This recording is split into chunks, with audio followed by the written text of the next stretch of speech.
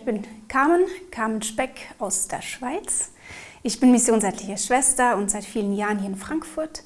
Ich arbeite in der Elisabeth-Straßenambulanz vom Caritasverband Frankfurt in der medizinischen Versorgung von wohnungslosen Menschen.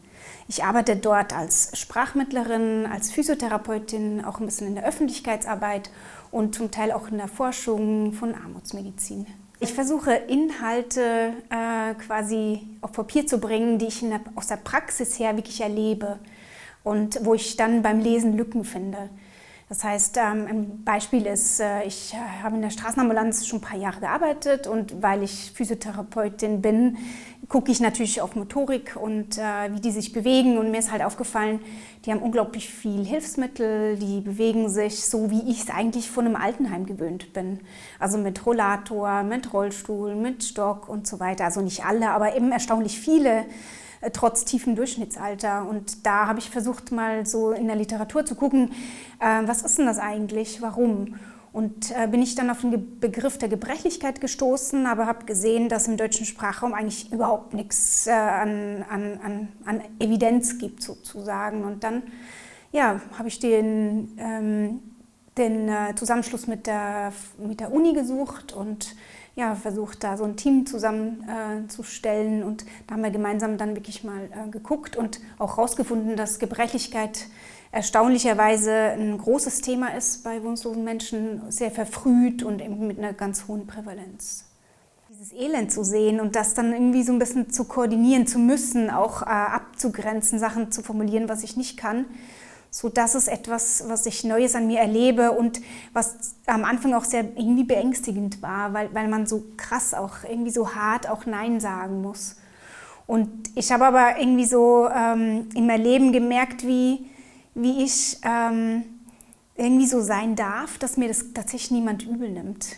Das ist für mich eine krasse Erfahrung. Also im normalen Krankenhaus oder so, wenn ich jemanden nicht behandle, der eigentlich heute dran ist, weil einfach keine Zeit da ist, dann sind Menschen einfach auch beleidigt persönlich oder finden, oh, und ich bin nicht wichtig, aber ich bin ja versichert und ich zahle dafür und so weiter. Und im Bereich der Wohnungslosenhilfe merke ich so, dass es mir nicht böse genommen wird. Also ich darf irgendwie so sein, wie ich bin. Ich darf auch mal laut sein, ich darf auch mal mich abgrenzen. Und am nächsten Morgen beginnen wir wieder von Null. Das ist für mich eine unglaublich wichtige und lebensbringende Erfahrung, die ich vorher noch nie so erlebt habe. Der größte Unterschied für mich persönlich ist mein persönlicher Energieflow. Also als ich noch im Krankenhaus gearbeitet habe, dann ist man abends müde und die Müdigkeit steigert sich dann bis am Freitag und am Sonntagabend denkt man so, oh, morgen wieder arbeiten. In der Elisabeth-Straßenambulanz ist es was ganz anderes. Ich brauche sehr viel Energie, es ist wirklich auch anstrengend, es ist auch zehrend manchmal. Und die Erfahrung, die ich habe, ist, dass wenn ich abends ins Bett gehe, dass ich morgens tatsächlich total erholt wieder zur Arbeit gehen kann. Auch am Montag. Ich freue mich, am Montag zur Arbeit zu gehen. Es ist irgendwie so keine Belastung. Und die Energie, genauso wie ich sie reingebe, kommt auf irgendeine Art auch wieder zurück. Und das ist so die Erfahrung, die ich vorher nicht machen durfte. Ich glaube, dass es zum Teil auch mit der Spiritualität zu tun hat, mit dem Charisma der Heilung, so wie ich es verstehe. Und dass es auch damit zu tun hat, dass ich da sein darf, wie ich bin, dass ich so angenommen werde mit allem, was dann gerade ist und mich auch nicht verstecken muss oder verstellen muss, auch keine Fassade aufrechterhalten. Weil die so authentisch sind, geprägt von Sucht, von psychiatrischen Erkrankungen, von Verwahrlosung auch zum Teil, ermöglichen sie mir auch so zu sein, wie ich bin. Und das, glaube ich, braucht einfach viel weniger Energie.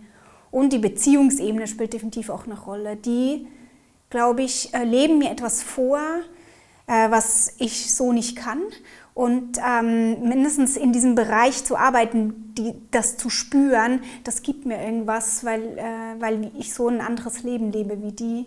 Ja, also offensichtlich kann ich da irgendwie auch auftanken.